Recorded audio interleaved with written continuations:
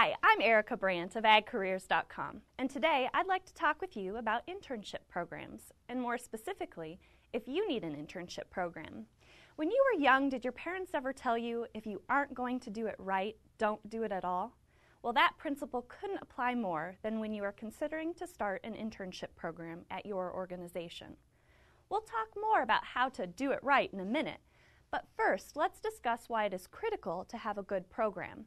Students today are more connected and compare notes more now than ever. If you provide a student with a poor experience, you can be assured that they'll tell their friends, professors, faculty, career services coordinators, club and organization members, as well as family. Bad news travels fast and portrays a bad image for your organization. To ensure that you don't fall into the trap of not doing it right, the first step to success is determining, do we really need an internship program? What is an internship? The best definition that I've found states that an internship is a carefully monitored work or volunteer experience in which an individual has intentional learning goals and reflects actively on what he or she is learning. A couple of key things to point out in that definition. It is an experience. The student has to learn something. Will the student learn anything, sweeping floors or getting coffee, that they didn't know already? No, that isn't work for an intern.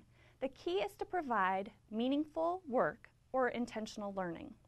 I'll give you some practical examples of what types of things might constitute a meaningful work experience. First, though, let's talk about why you might want to consider an internship program or why organizations find them beneficial.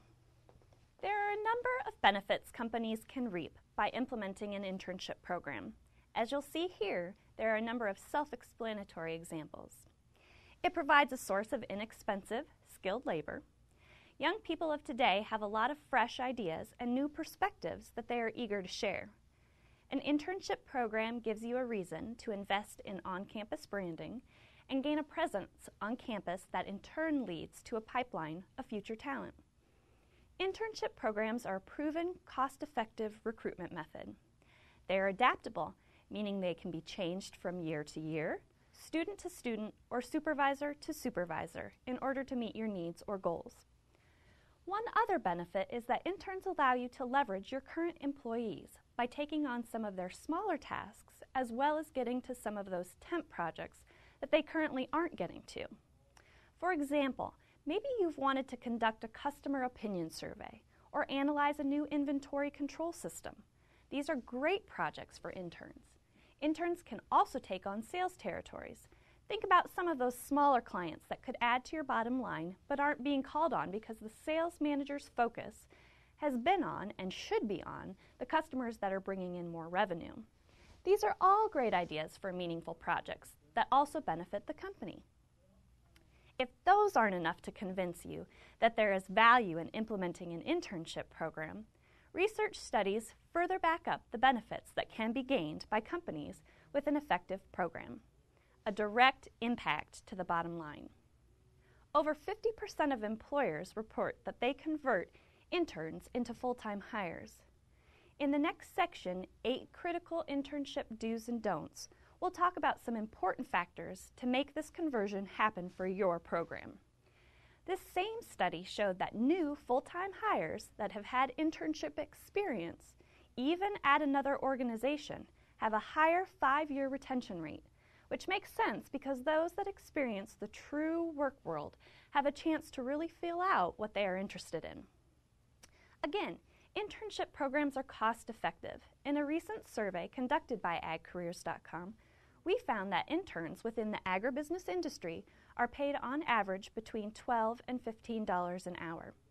Some of the interns mentioned also receiving some additional perks such as car, travel expenses, etc. I'll share a few more of those with you in a minute. One key to having a successful internship program is to be sure that the student gets value out of the experience as well. A good internship program is a win-win for both the company and the student. What are students looking for in an internship? A meaningful work experience. Again, this doesn't include sweeping floors, filing papers, or making copies. Think in terms of projects. Again, what are some things that your current staff hasn't had a chance to get to? If we take the example of a customer opinion survey, brainstorm with the student on the types of information you are looking to gain. Allow them to develop a draft of possible questions and plan for conducting the survey. Then let them propose that back to you. After you've come to a conclusion on the plan and questions, let the intern actually collect and analyze the data.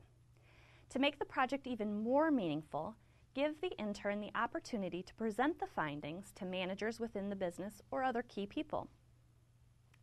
They also want to build their resume. Often now, many entry-level jobs require some type of experience, and internships are one way students can gain that.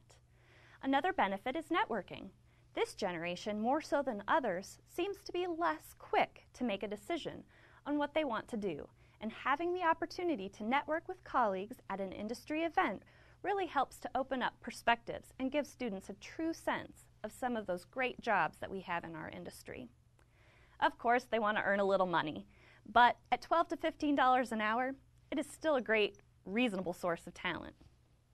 Like we discussed with networking, students use internships as an opportunity to help them narrow down the field of choices that they have for potential careers. And finally, they want to contribute. This young generation wants to make a difference, and they want their ideas heard and implemented. While sometimes overbearing, many times students, if guided and mentored appropriately, can see some of their ideas put into action and really can make a difference within their organization. So now we know why internship programs are important. Here are a few questions to help you determine if you need an internship program. Are there special projects that no one has time for? Is recruiting a problem?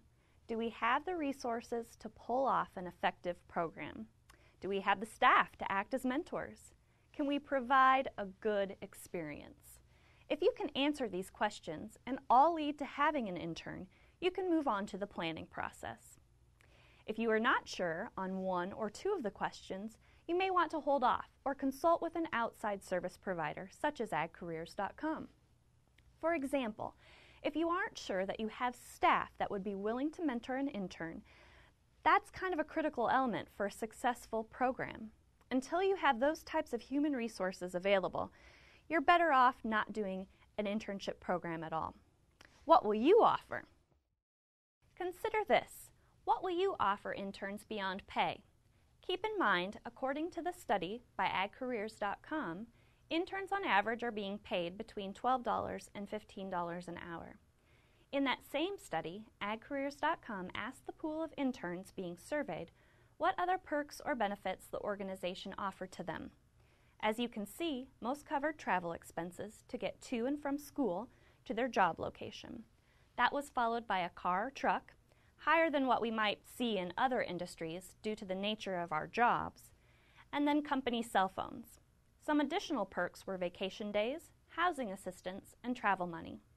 Whatever you choose to offer, the key is to be competitive with what others in the industry and your sector are doing. Maybe you aren't the one that makes the decision as to whether or not to implement an internship program, but you feel it would be a good idea for your organization. Here are a few key tips to help you get buy-in from management. Have a purpose for you and the intern. Again, point out the win-win for both the company and the intern. What is it that you will both gain from the experience?